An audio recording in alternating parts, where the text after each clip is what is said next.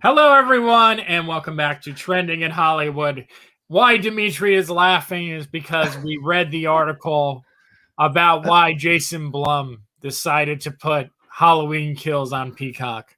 But before we get into that, just shaking my happy head. weekend. Happy Friday, everybody. Happy Friday. Happy Friday, Scott. It's good to see you. It's good to see you. We got so much to talk about. Yes, we do. But let's. I mean, we tease, but we should just kind of talk about that real quick. Yeah. So yesterday, an article came out. I think it was an interview. Let me quote it properly. I believe Jason Blum had an interview with Collider, but the article that I read was on IndieWire, and basically, someone asked him. They said, Jason Blum, why did Halloween Kills go to Peacock? And he said, Freaky bombed, and I didn't want to make that same mistake twice. And Demetri says, he laughs with his Halloween poster in the background. And he says, yeah, that makes no sense because that came out during a time where movie theaters weren't open. Because I remember seeing it on a drive-through or drive-in, and I remember saying to myself, "Drive-through, yeah." With your number one meal. It felt like it with all the people talking around me. I felt like I was. But yeah, we saw that it was at Beyond Fest. I mean, it's kind of this whole thing's coming full circle right now. It's all coming full circle because that movie premiered at Beyond Fest, and Halloween Kills is actually having its secondary premiere stateside tonight at Beyond Fest. So it's all part of the plan. And though it opened theatrically, it opened at a really bad time. It did, because Beyond Fest was about it opened up at a really bad time. We're coming into a really bad fall surge of COVID. There were no vaccines back then. How can he it's not part of a franchise, but if you could have made a movie like Happy Death Day to You, like a lot of the Blumhouse movies weren't tethered to franchise until the first movie, and then they made a second one. Happy Death Day to You, I think, is a really great example. The first movie did really well. Second one did not. The second one did not. Sadly, I don't get that. But Freaky had all the machinations to make a really good marketing campaign. Vince Vaughn is back because it's the best Vince Vaughn has been in a long time. And audiences, he had comedy down. It was like Vince Vaughn that we're used to seeing, the kind that made us laugh hard. And then he was horrific. You had a really good, strong female lead. Forgive me, I forget that actress. Oh yeah, but she's really good. And then you had the guy who wrote and directed Happy Death Day. He did Freaky, and it was such an homage to certain slasher films, and it's a really good movie.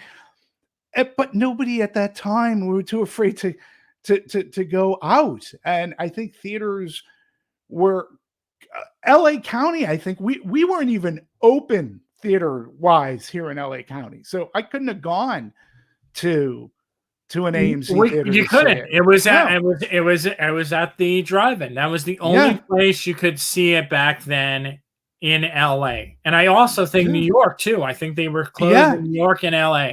Yeah. So what the hell is he? Of course it was gonna. But also there's normally I would again we have this discussion weekly.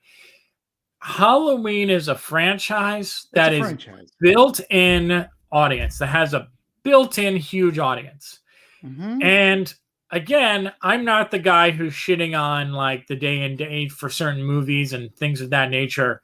But to me, this seems like a bad call because the first movie, and when I say the first one, I mean the one that came out in 2018. That movie made so much money. It killed. Yeah, it killed at the box office, and I know it had much stronger reviews out the gate. But again, it's sort of to blame of like where you decided to premiere that movie. Like, I would almost bet money that the reaction that come out tonight at the Beyond Fest for Halloween Kills are going to be way stronger than the ones that came out of Venice. Because I don't disagree. Because it's the audience. You're not going to show movies like Spencer and Power of the Dog and then show Halloween Kills at Venice, because the overseas festivals have this, and I don't mean any disrespect, but it's a more prestigious and kind of pretentious atmosphere there, like Cannes and Venice. It's not the same as Toronto, because Toronto has a whole dedicated program to batshit crazy horror movies, just like they have at Sundance. So like when you show these types of movies there, it plays better because there's an audience that's made for it. Yeah. Putting it there was a bold move. I give them credit for doing it, but like I also was like, I'm not really surprised that the reviews are lukewarm out of it. Yeah, I didn't. To me, that was I couldn't figure out why the hell they were doing Venice. To me, you had such great success with Halloween 2018 coming out of Toronto International Film Festival, TIFF. You had such great word of mouth, and that was a few weeks prior to the opening of 2018, right? And that, I think, just snowballed into the release of the movie. They got so much press out of that. I couldn't figure out, like, if you're marketing, right, you're going, hey, we struck gold at TIFF. Like, let's not mess up the formula. Let's open up Halloween Kills at TIFF. Like Venice, I agree with you 100%. I don't know why you do Venice, other than the fact I know Jamie Lee Curtis got some really huge award. There was great publicity around that. But you're right. I don't. But you know that was tied to the movie playing there. Like let's be transparent. Like normally in anything, even award ceremonies or any kind of film festival, there's like kind of like this wish list of people you would want to get. Yeah. And basically you kind of say, okay, if we're going to have Jessica Chastain there, right? We're going to TIFF, right? We're going to play the Jessica Chastain movie that everyone's going to talk about, the Tammy Faye movie. And then we're going to premiere this other Jessica Chastain movie that doesn't even exist because there was another one that came out. And the thing is that it works hand in hand, and they know, like, they have a wish list of people that they want to get that they know is going to be a spotlight, and they're going to get that. But to me, it just felt like a weird call. I just didn't get it. Yeah, I agree 100% with you on that. They just should have stuck with what they knew worked. You know, if it ain't broke, don't fix it. And I think going to Venice, didn't. You're right. The reviews that came out were very lukewarm. I think it probably would have played better at TIFF. And when I did a breakdown of the reviews that came out, the genre outlets loved it, which I really like. That's what I more or less focused on, other than the trade magazines. Even though they liked Halloween 2018, the genre outlets, the ones that I had read, they seem to have gotten it. And it was interesting too, because I'm willing to bet that those genre outlets were not in Venice. They probably gave them a screening or a link. So, yeah, well, whatever. The movie's gonna do really well. I think the movie's still gonna do well when it opens. And you're right. I think it'll probably get good marks from Beyond Fest. And I think that the more people see it, it could go down the middle, but I think you'll be able to parse out a lot more better reviews than what we saw coming out of. Oh, yeah. There's no question in my mind that it's not going to have the same critical praise as the one that came out in 2018.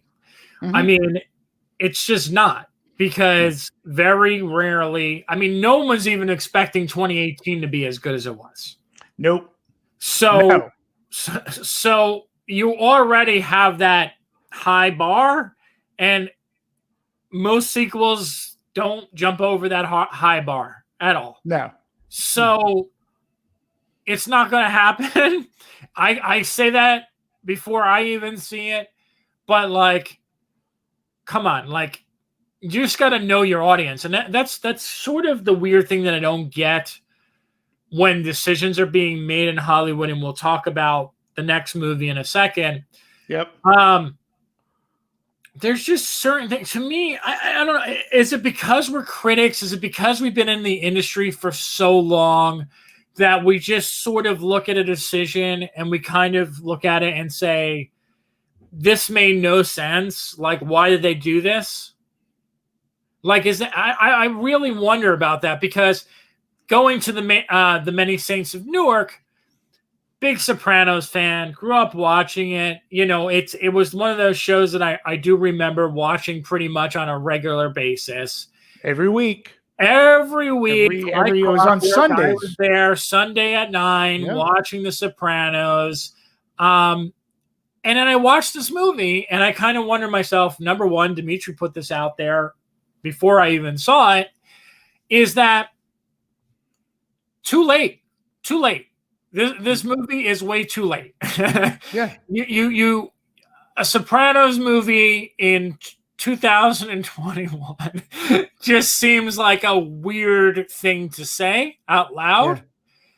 And when I watched this movie, as much as I enjoyed certain elements of it, it just felt like a generic mob movie. So, like, if you didn't have a personal connection to The Sopranos, it feels like a made-for-TV, a higher end, like an HBO. No, it's an HBO. A higher-end HBO production made-for-TV movie that's on a cable network, not a Lifetime or an ABC or something like that, high-end one. It's a perfect vehicle to get subscribers to go to HBO Max. And to me, and this is what I will never understand about things like Warner Brothers. Why HBO, the channel, the cable channel, they've been running like every day they've been running a season. So like Monday they ran all of season 1. Tuesday, all of season 2. So we're talking like 13 episodes, about 13 plus hours of TV, right? Leading up until the opening of this movie. Why all the seasons aren't available on HBO Max? I have no idea. Yeah. Like it would have been a perfect synergy. It was an HBO television series that highly acclaimed, multiple awards. And this seems to me that this would have been a great subscription grabber because you have fans of The Sopranos. This movie was made. It could have been exclusive to HBO Max or like HBO. But if you get HBO, you get HBO Max. It could have appeared on both channels simultaneously, and you would have gotten more subscriptions, you know, from people, because I think that there was enough interest. But from what I've watched of the movie, and straight up, I've watched about an hour. Somebody threw a meeting into my morning today, and I couldn't watch the entire the entire movie. I got up early and I wanted to sit down and watch the whole thing. I'm into an hour. It's fascinating to me, but that's because I watched The Sopranos. But if you're not a Sopranos fan, I don't think it's definitely not like a Goodfellas, which would have a broad appeal. It looks fine. I mean, but it's definitely a Sopranos movie that should have just been exclusive to HBO, much like they did with Deadwood. Yes. Like Deadwood did great for HBO. We talked about that too. Yeah. Yeah. And this same thing. You would have gotten more. I bet you they would have gotten more subscribers had they marketed it and said, hey, every season is on HBO Max. And then Friday, it's going to be exclusive to HBO Max. come on board. We have a special, sign up for you. But I think theatrically, look, I applaud the effort, but you're a little too late for a sequel to what was a cable show. And yeah, I don't think. All right. I think more people watching on HBO Max. Fun prediction. We'll talk about this next week, kind of like always, to have like something to come back to. Will it make more money or less money than Reminiscence? From a box office standpoint? Yes. What did Reminiscence make? Like $3 million. Like $3 million. I mean, it was like, Jesus, that movie was like non-existent. I tend to feel that Sopranos, there's no talk about this movie. I mean, we're calling it The Sopranos, but that's not even the name of the movie. No, it's The Many Saints of the Many Saints of Newark. Yeah. Right. So nobody's really talking about it. I'm going to be optimistic because I watched The Sopranos, and I think maybe some Sopranos fans may go. So if Reminiscence made 3, I'm going to say it's I'm sorry, 4. 2 million. The 2 million in its first weekend North America. Then Sopranos will do 3. Okay. Yeah. Okay. All right. I listen. I think it's going to do more than that too. Which is kind of weird because that movie had names, and they couldn't, and they didn't sell it at all. But this has no names besides Ray Liotta, who's like a household name. But again, that's true. I don't know. I just feel like the fan base will come out more for this. And I also just think it's a type of movie that you don't see that much of. Like, it's weird, right? Like, there's like, when we grew, I shouldn't say when we grew up, but when in the 90s, I feel like mafia movies were like a lot. Right. Like, there were a lot. Like, there was a Goodfellas and the Donnie Brascos and all those things. Like, there was a lot of mob movies. Like, I felt like we got at least 1 or 2 of them a year. Okay. And nowadays, I feel like mob movies are like a thing of the past. They're kind of like this historical thing that doesn't happen anymore. I mean, that's what I think what made Irishman such a big deal. I mean, obviously, there's plenty of problems with Irishman, but I think Irishman was such a big deal because it was like the guy who did most of the mob movies is back with all the people who were in the mob movies. Right. And then like you didn't see those in a while. But seriously, like, I mean, there's so few mob movies nowadays. No, you're absolutely right. And just for clarification too, it's not that I wasn't paying attention to everything you were saying. I was multitasking. I looked it up. The Many Saints of Newark did not have Thursday night previews, which is not surprising. I think everything on HBO Max is not having previews the night before. Yeah. I think we've learned that, right? Because Malignant didn't have that. Suicide Squad didn't have it. No. All these movies don't have Suicide Squad I did see on a Thursday night. Oh. Yeah, so I did see that on a Thursday night. Interesting. I wonder what the thought process is then behind it. It's like nobody knows that the movie's coming out theatrically. Yeah. I mean, seriously, we could be overly optimistic on saying that'll do more than $2 million. I mean, they didn't even have Thursday night previews. Venom crushed it with 11.6, I think, on its preview nights, but there were no box office dollars to be had for the Sopranos movie. I didn't read that article you sent me. How did the Addams Family sequel do in the previews? Do you remember? I have it right here. Again, please forgive me. MGM United releasing Addams Family 2. They held previews that began from 4 p.m. I'm grabbing this information off a deadline, FYI. The pick is booked at 4,207 locations. What did it do? The first movie, I don't give a crap about the first movie. Addams Family 2 did 550K last night from roughly 2,500 theaters. Now, it's also on PVOD for $19.99, and it's the pick is booked. But it's a 48-hour rental on PVOD for $19.99, and it only bring in $550K. So, I feel like with the marketing, though, right? Like this is actually an interesting topic of conversation. For Addams Family, I feel like they did not mention the PVOD at all in the marketing campaigns. I really thought it was a theater only thing, and I read that somewhere a couple days ago too, which is smart, because I think that if you're an educated consumer and you want to stay home and watch stuff, you can research that. Sure. But it's good for theatrical to kind of push that out and not promote the other side of it. Correct. Well, absolutely. I agree. That absolutely. But again, from the marketing side of it, I didn't even know the movie was coming out. No, I mean, the first Addams Family animated movie, you knew was coming out. Like, it was everywhere. It was even on television ads and things. This one, there's a billboard down on Crenshaw that I saw, but that was pretty much it. Well, I mean, I want to also talk about this real quick about the junkets again. I know we've talked about this in previous shows, is that these junkets are proving to be less and less and less and less effective.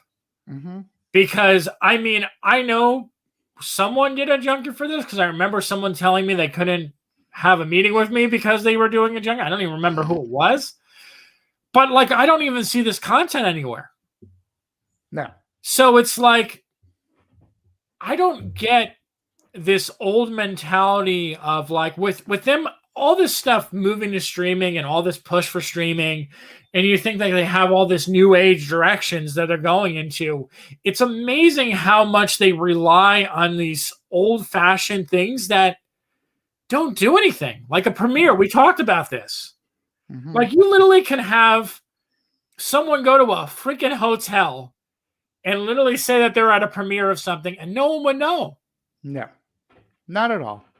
Like, it doesn't matter. It only matters to, like, the people in the freaking box who were invited to it and got to say, like, oh my God, I got to see it at the world premiere, blah, blah, blah, blah. It means nothing to the outside world. You know, the things that they do, to me, that matter the most is what they do, like, for, like, a Captain Marvel, right? Where they literally ship Brie Larson around the country and have her pop up at theaters and kind of say, oh, hey, here's some popcorn. Hey, I'm going to do a surprise Q&A, yada, yada, yada. To me, that stuff builds better word of mouth than any of the stuff that they do for press.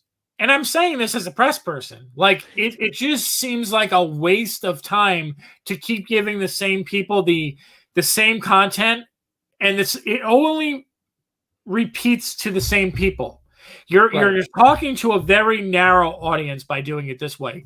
Doing those outside of the box ideas by putting talent and bringing them, like, have Kristen Stewart show up, like, somewhere in, like, New Jersey for Spencer on opening weekend is going to do more than, like, having 60 outlets do an interview with her.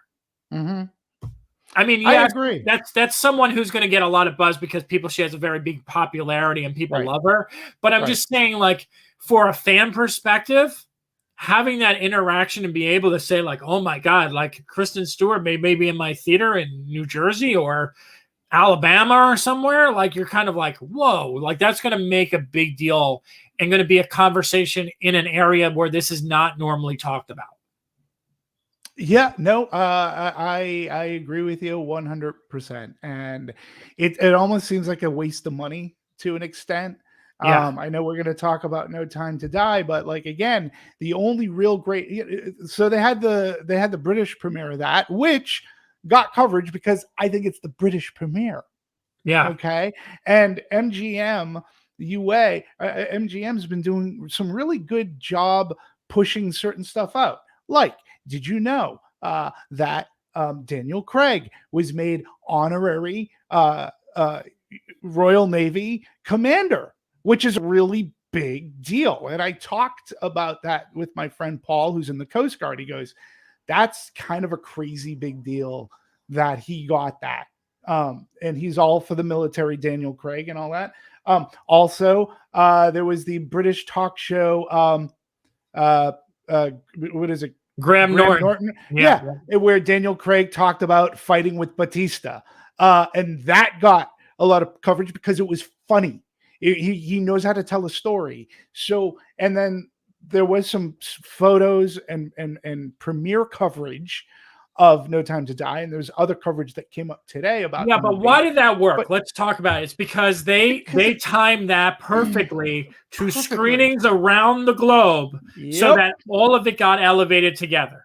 100%. You sent out a tweet. You know what? You talk about your tweet because I thought it was very spot on, and I think you were 100% right. Yeah. So basically, I'm always, if you guys can't tell who watch the show, I'm usually very critical about the way that network studios kind of handle screenings, because all you would see on Twitter on a regular basis is a bunch of infighting. How come I didn't get to go to that? How come you went to that one? How come this person? Blah, blah, blah, blah, blah, blah. So for No Time to Die, I basically sent out a tweet because it was one of the few times I have ever seen a big movie. And it basically, they had screenings in Utah. They had screenings in New York. They had screenings in Atlanta. They had screenings here in LA. And they had it all timed to the London premiere. So basically, when you logged on to social media for once, there weren't a whole bunch of people complaining about not seeing a movie, but rather everyone talking about the movie. And this helped elevate the content that they were putting out over in the UK that showcased the stars and the premiere and everything like that. So it didn't feel quite so much like an isolated event, where it didn't just feel like, oh, well, LA saw this damn movie tonight and like the same 5 people saw it. It basically felt like a universal moment. It was global. Everyone was talking about a movie. 100%. And I agree. And thank you, Mr. Nobody, for joining us today. And we're going to talk a little bit No Time to Die. But you're absolutely right, Scott. And again, thanks, because I got to go to that Chinese theater premiere. But we also got to talk a little bit about it last week when we went into Bond in Motion, which was fantastic. And they did a really good job at the Chinese. I thought it would have been fun had they been live streaming onto the big screen, the premiere. Yeah. Like as you're walking in, like it wasn't anything that you had to pay like necessarily a ton of attention to, but people like me who got there early, it would have been nice to kind of see that.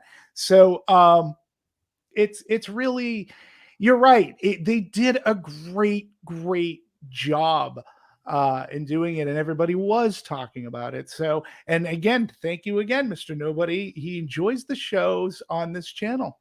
Thank you so very much. Yeah. So that was part of what our meeting was about earlier today. The one that, I couldn't go see The Sopranos.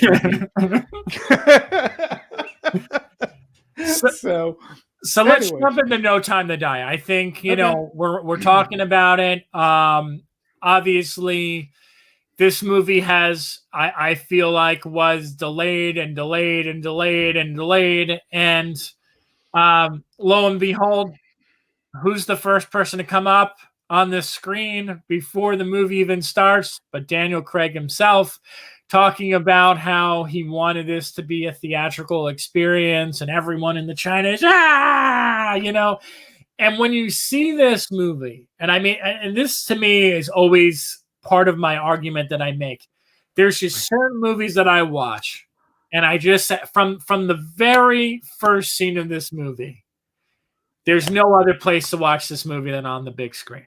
Yeah. It's just these sweeping shots, and they're just gorgeous, of like landscapes and like windy roads and the car chases and all this stuff. And you're just in it. You're just in it. And seeing this in the IMAX, I think, was just a real treat. And if you're going to see this, I highly recommend seeing it in IMAX. Yeah, IMAX. I haven't seen it in Dolby Vision, but I'm sure in Dolby too, the colors will pop. Couldn't agree with you more. We should talk about, since we're talking No Time to Die. So last week, right? If you Yeah. folks stay tuned, we had one of our longest episodes last week. We talked about No Time to Die. We talked about it opening up in England, and it was kind of a big deal. And we went on to say why England. Well, obviously it's James Bond, right? But England is also a good prognosticator. You open it up in England first, it's a good prognosticator for how it may or may not do in the States. Well, today the big news came out from the Hollywood Reporter. No Time to Die pulls in $6.6 million in its UK opening day. One day, $6.6 million. It was only on just a little over 700 locations in the UK, and it pulled in 6.6 million. That is really huge. It even outgrossed Spectre at the when it opened. It's a really good indicator. We'll pick up on this next week when we get the preview nights, but that's a really good indicator that this movie is going to do fairly well here in the States. And again, Scott, I'm patting ourselves on the back because no one else is talking about that article. They weren't talking about how Bond is being released and what it would potentially do. So it really is something to watch. And I'll be watching those grosses overseas closely. But yet, for all intents and purposes right now, it looks like we're going to have two really good weekends. It looks like, no, much to my chagrin, Venom is going to do fairly well. Yeah. This weekend, and we're going to lead right into Bond, and that appears that's going to do really well too. So, well, I wonder. There's this new approach that's happening with certain studios and with certain movies, is that let's release overseas first. And I almost feel like most of the movies that are following that are doing fairly well in that approach. Yeah, I agree. Part of the reason they'll release overseas first, I know it's piracy, right? Piracy. Help try to at least curb it, nip it in the bud as best as you possibly can. But yes, the films that they've been releasing overseas, at least the ones that have been doing good, it like when it opens up here in the States, like it's doing really well. One of those movie you and I have talked about is Dune. Dune seems to be really, racking it up overseas. So that'll be interesting to see how that translates to American box office. Mr. Nobody lives in the Netherlands. Oh my God. That's crazy. That's well, thank you for tuning in. That's amazing. We have this organization in general. We have a really large international fan base. Yeah. So I think it's great, and I appreciate you tuning in. And you got to let us know next week what you think of No Time to Die. Yeah, what did you think? I could tell you that on the soundtrack there is a track called "Chase in the Netherlands." So there you have it. So what do you? So go into kind of keep it brief, but yeah. No Time to Die. Did it meet your expectations? Did it not meet your expectations? What do you think? Well, okay. So first and foremost, I have to mention before I get into No Time to Die, Skyfall to me is a perfect movie. It's a perfect movie, and it's as sharp and crisp as a shaken vodka martini. It's like a perfect regular action movie, and it is the perfect Bond movie.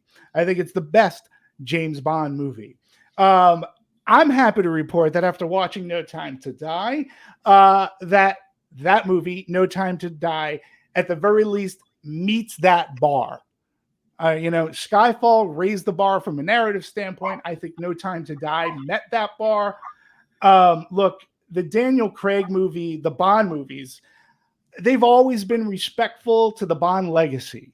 But the past, the present, and the future. And I think No Time to Die is no exception.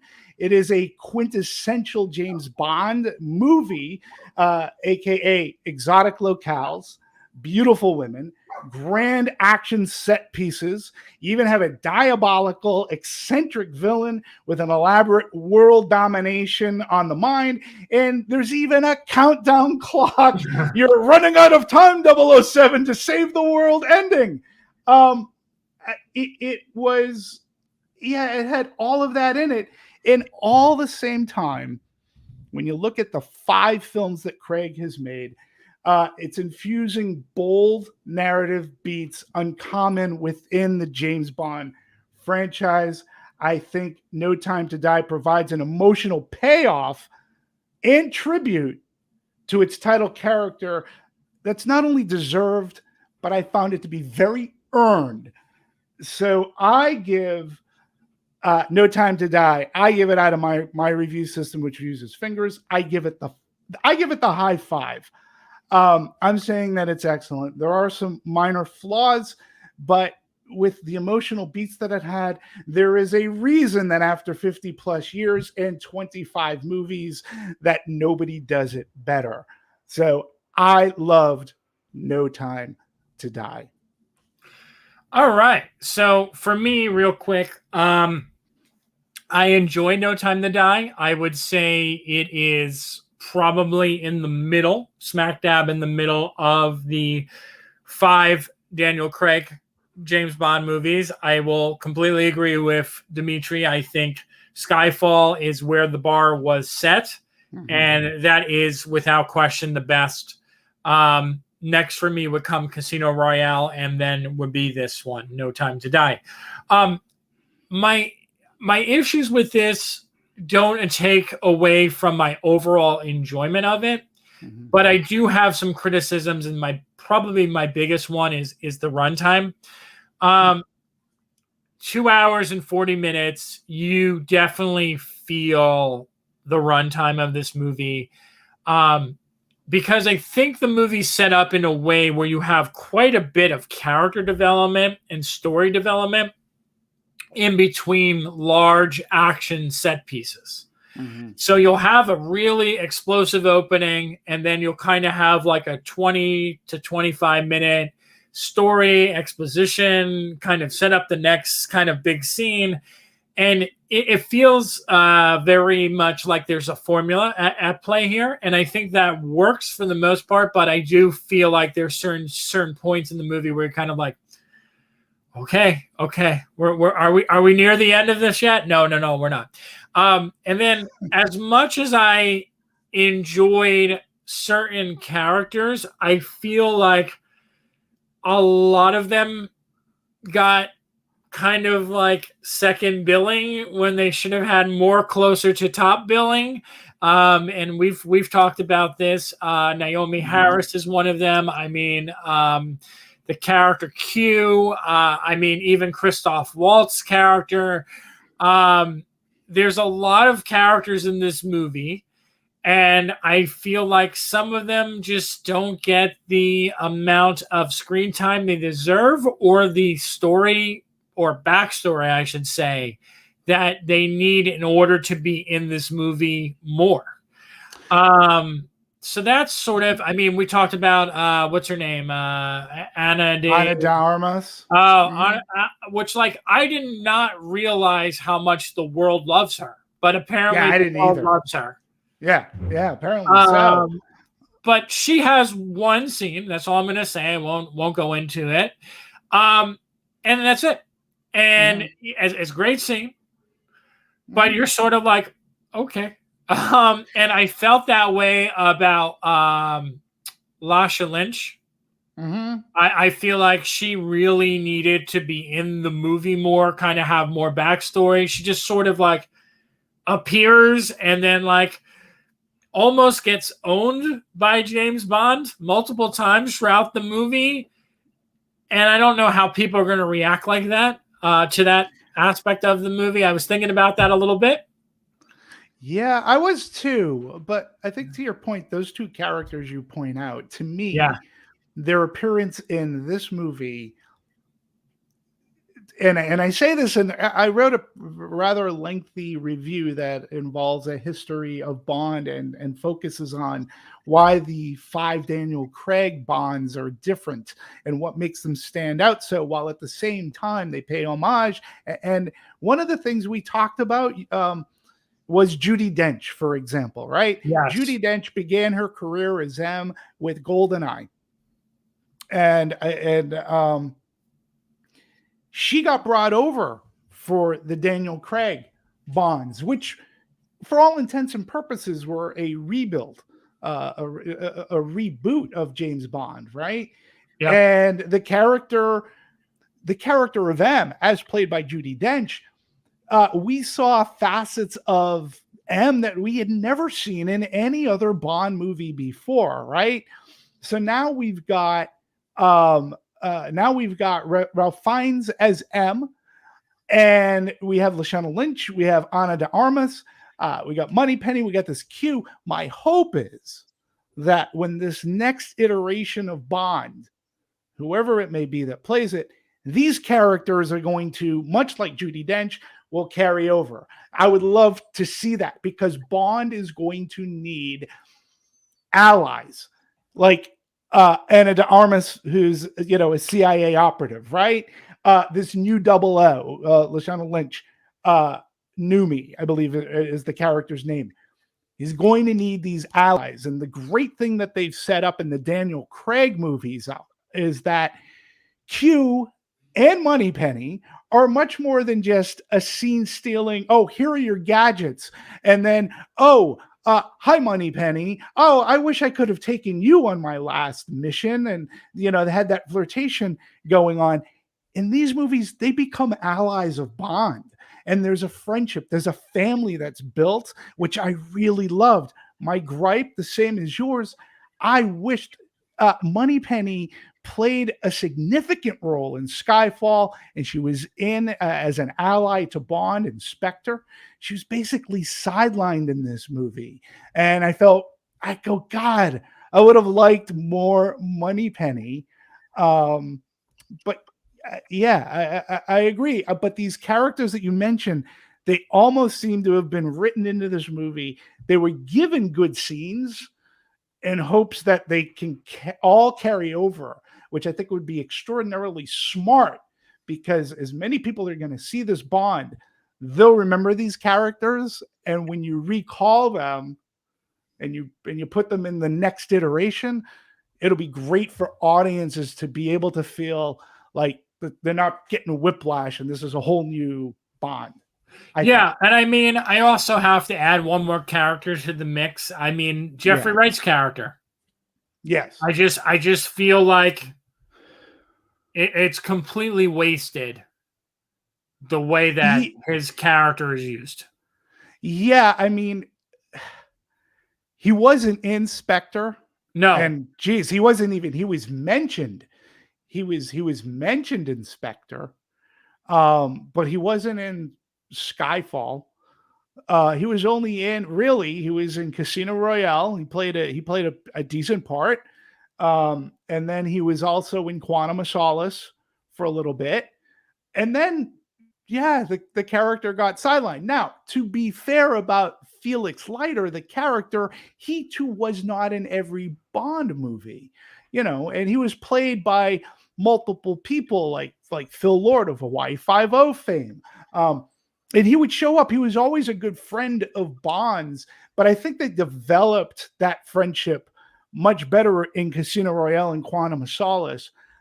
I too feel the same way. It would have been nice to have a little bit more Felix, but it is what it is. I think that for a 2-hour and 45-minute movie, they did the best they can to respect the 5 films that Craig has done and give characters set pieces. And now we're going on, but we shall see what happens and who they announce in 2022. Oh yeah, and they're obviously, I think in a lot of ways, I feel like this movie is almost being put out as a test to kind of get an audience feel for how everyone Mhm. feels about this dynamic, because you Mhm. have a lot of female characters in this movie Mhm. that if you wanted to create a story, you can take a Mhm. story and you can create it and Mhm. easily make one of them into this title role. It's Mhm. So I think they're playing with that right now, which is why they keep putting out those articles and they don't want to talk about it. They're like, we're going to Right. start looking at it in a couple months from now or a month from now, because they need to get a feel, not just of what critics say about this, Right. but what Right. general audiences say, and Mhm. see what winds up resonating with them. And if I had to make a guess, I'm going to say Mhm. that Anna is going to be one of the front runners if they go the female direction. It'd be interesting. Again, without and again, we have Star Drew is on, and yeah, I do wish that there was more Moneypenny. I didn't need for her to have her own story in this movie, but I had hoped that she would be more essential to this James Bond story, as she was essential in Skyfall and as she was essential in Spectre. Um, but it's going to be very interesting. The other thing too, and for those watching and who will watch, I am a James Bond fan. I'm a very big fan. As a Bond fan, I can tell you there was this just emotional payoff that I had never felt watching any other Bond movie. To be fair, okay, the Daniel Craig movies made Bond's journey. They humanized him a little bit more. They were very, very personal. He actually grappled with feelings above anger and vengeance. And the most personal James Bond story that I can recount is Her Majesty's Secret Service, when Bond gets married and then Blofeld blows away his wife. That was personal, but that story plot never. She came up again, maybe in conversation here and there in some movies. This was a very personal Bond movie, and I felt, God, man, it was very emotional. It had impact as a fan, and to me, this isn't giving anything away because this happens at the end of every single James Bond movie. At the very end during the title sequence, it would say James Bond will return in, and then sometimes it would even give the title of the movie. Or recently they've just said James Bond will return. And I had such a cathartic release again reading that. I just was like, oh, that's okay. That's great. I walked out of the theater. My eyes, I'm not going to lie, they were just misty. Um, and even with its flaws, this is why I give it the high five. But you should know, as if you're a Bond fan, you too may find that it's flawed. But man, you're going to find emotional peaks in this movie that have never occurred in any James Bond movie, period. And thanks to Daniel Craig too, because he played it that way. He earns every bit of cheer. He was a great Bond, and I say this, we all know that he's moving on, and that I think that's part of the marketing of this movie. But he was a fantastic Bond. He gave us a, a great character, whether reimagined, rebooted, whatever you want to call it. He was fantastic, fantastic. Yeah, no, I agree. I think, again, there's no reason whatsoever you should not see this movie in a theater. Oh yeah. I think even if you're not the world's biggest Bond fan, I think there's still enough in this movie to appreciate, from again, big set pieces to Mm-hmm. cinematography Oh, it's to, gorgeous. just kind of like the slew of actors that are in it. So there's a little bit of something for everyone in this movie. I think obviously there's going to be differences from the 5-star review that like Demetri gave to like me, where I would probably give it somewhere along the line of like a 7, like about a 3.5. But I don't think it'll be very hard for people to dislike this movie to outright hate it. But I'm sure people will. You'll But, find it. And what about the sets? Like, oh, what yeah, about no, like sets are just it beautiful. paid so much great respect. Like, these are the Ken Adams type sets that we loved in the 60s and 70s, right? What about, we didn't talk about Cary Joji Fukunaga's direction and his cinematographer as to how beautiful the landscapes were. And we got to see these tremendous car chases through these winding roads. And again, somewhat paying respect to recent, like Quantum of Solace, which opens up on the windy roads of, I believe that was Italy. And then he could go close up. There's a fantastic scene in a forest, a mist enshrouded forest. Oh, yeah. The cinematography in this movie, while I will argue, I think Skyfall is the most beautifulest Bond shot film, this one is, I think it's a very close second. I agree. I would agree with you. So, all right. And then our last topic before we end for today. This is a topic that we've talked about so many times on this show. Is the Scarlett Johansson Disney lawsuit that they settle. They settle with no details. Yeah. That's how much they settle with no details. But we called this when this happened months ago. Yes. And we were like, oh boy, it's like, I just remember the conversation. I'm not a lawyer, but my guess is settled out of court behind closed doors, and we're never going to know the amount. No. Never. No, I mean, Disney, again, as cheap as Disney is, at the end of the day, if you've learned anything from Disney, is that they cover everything up. Nobody dies in our theme parks. Nothing ever happens. It's magical. You know, you just, you know, an angel gets your wings if you die on Dumbo, and you know, Tinkerbell carries your body away and drops it in Irvine. Oh, great! But like, seriously, like, I mean, there's no surprise, because I think this was such a hot button story, right? It was like something that we've talked about so many times, but it was also something that kind of kept creeping up in the headlines. It was like every week you would hear like, no, this is still going, and it got really ugly, and to the point where they probably just sat down and they were kind of like, what do you want to go away? And I mean, it was so funny reading this, like these articles, like, oh, we're so glad we can make it work. I really enjoyed my time working with Disney. Yeah, and I can't wait to do more projects with you.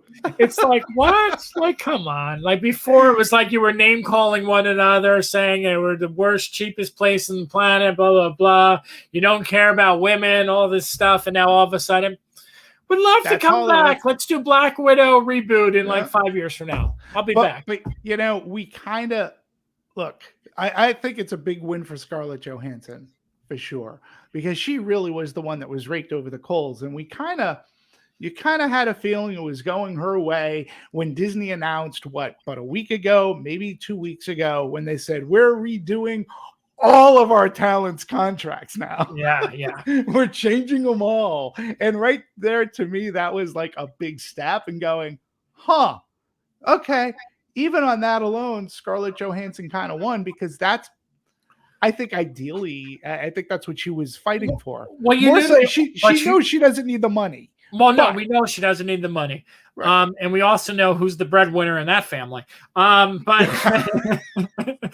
but the funniest, it's not the comedian. No, it's not the comedian. Unless it's Bo Burnham or John Mulaney or Dave Chappelle, I don't think in modern times here that anyone's making that much bank. But the funniest thing was, all these stories that we've talked about on this show were all indicators, right? The whole Emma Stone being cast in Cruella 2 after she had like a little small story come out. Right. The Emily Blunt and Dwayne Johnson signing on to do Jungle Cruise 2. Right. The payroll talks about like actor contracts. All these things were the buildup. And like anyone who like follows this stuff literally knew that Scarlett was going to get something at the end of the day. She's not going to be Right. the one who opens these doors for all these other things and walks out of it empty-handed. She's probably going to get the best payout of all of them. We just don't know what that number is. Yeah, which is fine. I get it. I think it's a big win, and I think it's a big win for women in the industry. We're also looming on this big IATSE strike. That looks like it's going to happen, right? Yes. So this is almost like this almost kind of falls into that too, right? So yeah, I think it's a big deal. And I also think another turning point too is when Jamie Lee Curtis came out in support of Scarlett Johansson. Don't. I think her words were. I wonder how she feels about. I wonder how she feels. We're just going to bring it full circle. How she feels about Halloween Kills going on Peacock. Yeah, notice how everybody's like really quiet about that. Yeah, you know, they're probably going, what's a peacock other than the bird? What are you talking about? No, I'm kidding. We talked about Peacock before, and the thing that really helped Peacock was the deal with WWE. Yes, yeah, absolutely. Because that made it, because no one's talking about the programming. They have some good shows, but no one's talking about the programming. No, not at all. Not at all. Not at all. Look, I actually, I don't think Peacock is going to make that much of a dent. No, it's into not. Halloween Kills theatrical. Right. Okay, if they said it was going on Netflix or Amazon, that would be a big deal. That would be a big deal. 100%, but not so much Peacock. Are we avoiding Venom? Let there be carnage. I mean, what can we say about Venom? I mean, the embargo lifted. Yeah. What are you going to say about Venom? I'm going to say a masterclass of storytelling, direction, acting, the best thing you could ask for in a movie. What are you going to say, Demetri? Not that. No. Not that. I did want to ask you though something. I was thinking about this the other day. Seriously, when we were watching that movie. You're a very funny person. Did you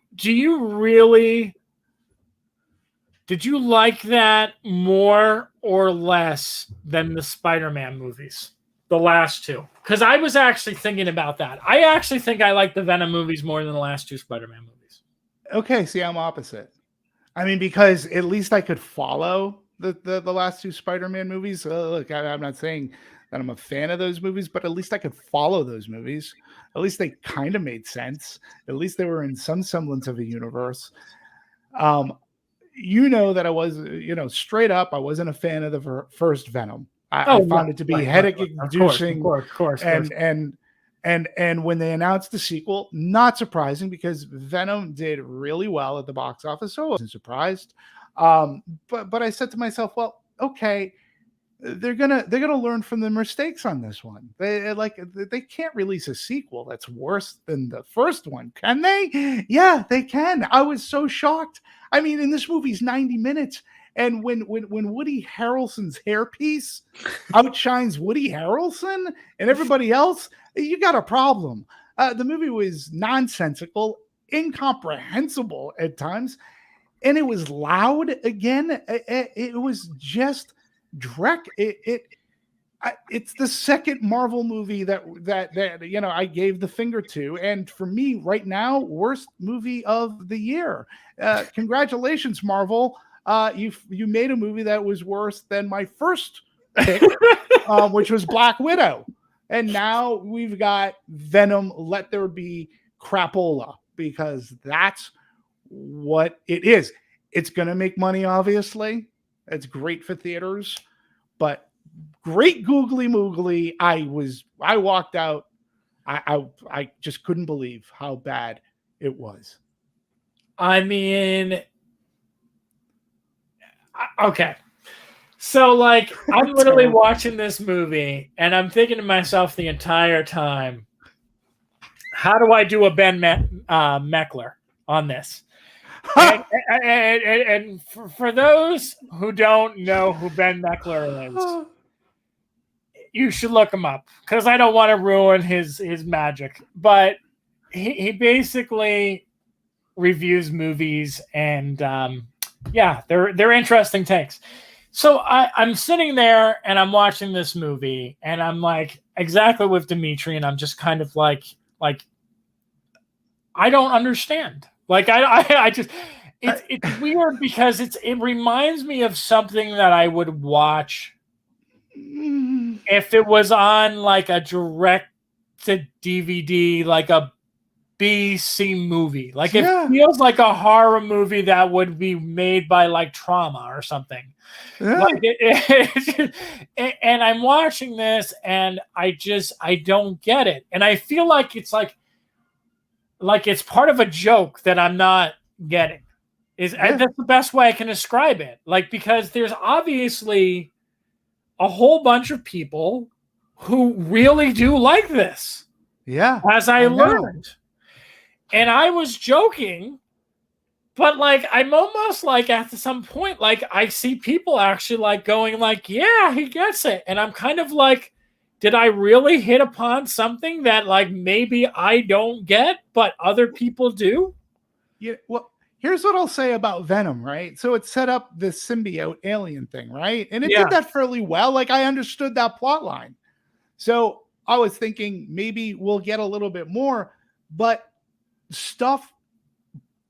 plot points happened in that movie that made absolutely no sense and they didn't even bother explaining. So I am more confused now about this alien planet and what the caste system is, because apparently it was color coded, but I don't know why. I don't know why or how any of it like works. And I was confused by that. And the movie doesn't bother to explain anything other than, here you go. We got Carnage. He's red. That's it. He's red. And then, Venom says, oh, red's not good. Why? Like, you spent so much time in the first movie explaining what Venom is. I just wanted more of that world too. Look, the only saving grace is that it's 90 minutes. I really love watching bad movies with you. I mean, good movies are fun too, but bad movies when we're in agreement, because we'll just be looking at each other going, well, what the fuck is going on?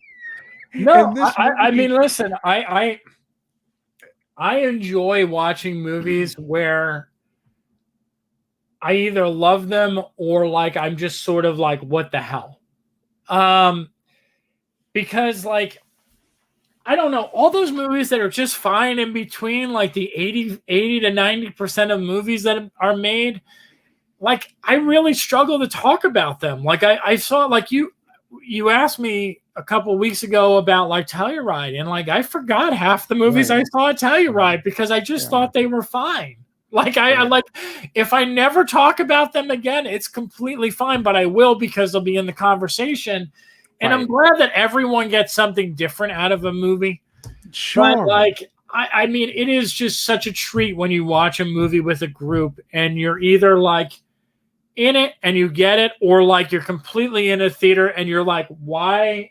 What am I missing here? I mean, there's been so many times I've been at festivals where I've literally watched people around me laugh or react to something, and I'm like, why is that funny? Why is this sad? I'm confused. And it is funny when we have that agreement when we're in a theater and we just kind of like look at each other and we just kind of like, and then we look at our phones and we're like, can you believe there's another 35 minutes of this? Well, and that was like funny. It's like, I remember going to you going, this is 90 minutes, right? And you're like, yes. I go, well, at least we only have a half hour to go. And Yash, you know what? And I agree with you. I agree with Yash. Like it's supposed to be dumb, trashy fun. And that was like kind of the joke that I was making when I tweeted out, like calling this the Citizen Kane of Marvel movies. Because like the thing is that you at some point it's more fun to actually like just embrace the stupidity of something than just to be like, that was the worst fucking piece of shit, blah, blah, blah, blah, blah, blah, blah. But I don't want to, I want to say something and I don't want it to come off mean-spirited when I say this, but some people need to like learn how to read sarcasm. And that is all I have to say about that. Look, and again, I get the trashy fun, but I couldn't. To me, there was nothing fun about this. I mean, you took A-list actors and made them all look bad. I mean, that to me was a marvel within itself. Like, how do you make? I mean, we're talking Academy Award nominated actors who have entertained us for years, like Woody Harrelson, like Michelle Williams. Oh my God, Naomi Harris, who I just watched, and I wanted more of her in Bond, and I'm like going, what the hell are you doing? Like, Andy Serkis did a great job of making his talent look awful. Like, there was not one good performance in this movie. And I was like, as far as a director, he just managed to put everybody in a scene. That's it. He knew how to set up a camera. He knew all the tech aspects as well. But as far as directing talent, I don't know. And again, I gotta blame. I like Tom Hardy, but this is all on his shoulders. He produced it. He gets story credit on this, and you understand why people would hop on board for a movie like this, because it's a paycheck. But God, when you watch it, man, you go, whoa. Like, I would have thought from the trailers that I might have enjoyed watching Woody Harrelson's performance, but man, it was everything about this movie was just horrible. For me. I mean, it's funny because I'm not a Tom Hardy fan. And I know that, like we saw this with Kit, and she loves Tom Hardy. And I know a lot of people, Jimmy loves Tom Hardy. Tom Hardy don't do it for me. I don't know how else to put it. He just doesn't do it for me. But in a weird way, the one thing is, and just for the record, I did not enjoy this movie. But I almost enjoy this movie for him because of the fact that it almost feels like he's mocking himself. Okay. Like, I literally watch this and I almost see him like wanting to be one of those meta actors who's so into like the craft and like the stuff, like he's so into the character that it almost is so effective, because it's almost like a parody of what he tries to do so much in all his serious movies. So I watched this and I'm kind of like, you know what? He's embracing the fact that you can't understand him like half the time in half of his movies by doing a more garbled version of this as Venom. So I don't know. I mean, it's a weird movie that, it exists. I'm glad people enjoy it, but man. No. I guess for the camp factor, right? I guess if you're looking at it just as a stupid camp movie, it works. I guess there's really not much difference from a Venom, minus the fact that it has like a $90 million budget, to something like a Leprechaun that has like a budget of $1 million.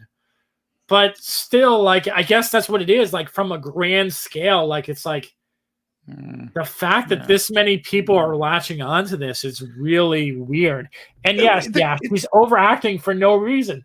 I feel like he overacts in everything, and that's why it works in this movie and as his character, because it's just it's a parody of him. It feels like a parody of him. Look, the movie's going to make a ton. They've made a great effort too in trying to roll the character into the MCU. Look, and I think the popularity of Venom really does stem from the comic books. It's extraordinarily popular character. And I know that they crowbarred the character in Spider-Man 3, the Sam Raimi Spider-Man, and it didn't really work. We're seeing this side of Venom, and thus far, I could get to like this character if they had only made really good movies around him, so there you go. I mean, that's why it feels to me, that's what makes it feel very reminiscent of the Spider-Man movies to me. Like, when I asked you that question, which the Tom Holland one, ones. the Tom Yeah, the Holland Tom one. Holland Yeah. ones. Like, I just feel like, this movie at least lets it be a Venom movie, which I don't feel those Spider-Man movies let it be a Spider-Man movie. I agree. It was a 2 Iron Man movie, and now we have a Doctor Strange movie. No, So I get it. This, at least, I feel like they're giving the character, and I guess I give them credit. I'm not turning a new leaf here, but I'm just saying that at least I give them credit for doing something that's different and not on brand with this. That is just sort of not in the same Marvel wheelhouse of what you expect. It's a lot more campy. It's a lot more out there. I feel like even that stupid scene where he's in the club, like, I almost feel like that, again, is like almost like a poke fun at like the way that the industry is. Like, it's like aliens, like, yeah, we're people too, kind of thing. Like, I can kind of see that tying into, like, a lot of the stuff that happens in the industry right now. Respect everybody. Yada, yada. And everything you just said gets negated because now they've officially rolled this character into the MCU. I know it does. Into the MCU. I can't and I don't know why people were so excited about that scene. I like... Well, again, I think that the Venom character, if I'm correct, if there's a comic book person out there, Zach, you're not on today. If there's a comic book person out there, please, if I am wrong, please be kind and just correct my history. So if I am correct, the Venom character was initially introduced in Spider-Man comics, I believe. And it was Spider-Man that... because there was this whole thing where he had this black suit where Venom used Peter Parker as a symbiote, and he was a very different Spider-Man because of this black suit. It made him a different character. Yeah. So, but the people, as far as the comics books went, huge selling.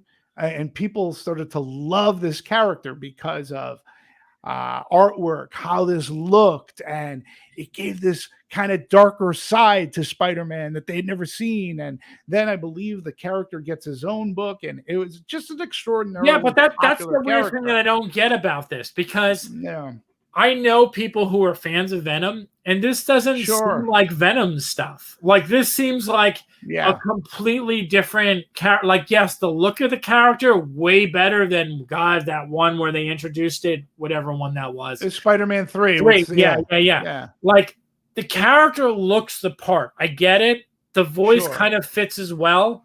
But in terms of it being like a menacing character and like being violent and deadly and all that stuff, like, it doesn't have that. So, like, I'm kind of weird because it's this weird time where, like, people are actually giving it a pass because it's not. But then I wonder if it's just because it just feels so different than everything else. Like, that's the one thing that I can 100% give Venom, is that in the universe, it does not feel like anything else in there. No, not at all. But I think too, for the fans who were very much, I think a majority were very much let down by the character's appearance in Spider-Man 3. Oh, I think it's safe to say that. I think there's a hope. Like, because there's so much fan love for the character that now there's this hope.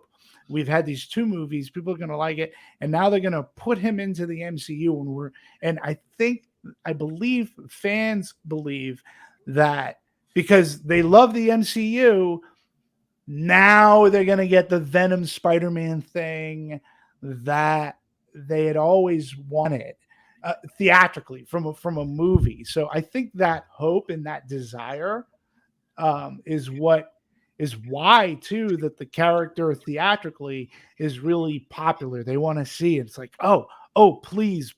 Like, so when they announced Carnage as the villain, right? Everybody's like, great, we're going to see Carnage. And now that they are putting it into MCU, it's like, oh yeah, this is what we've been waiting for. So there's that, and that's what Marvel does very well.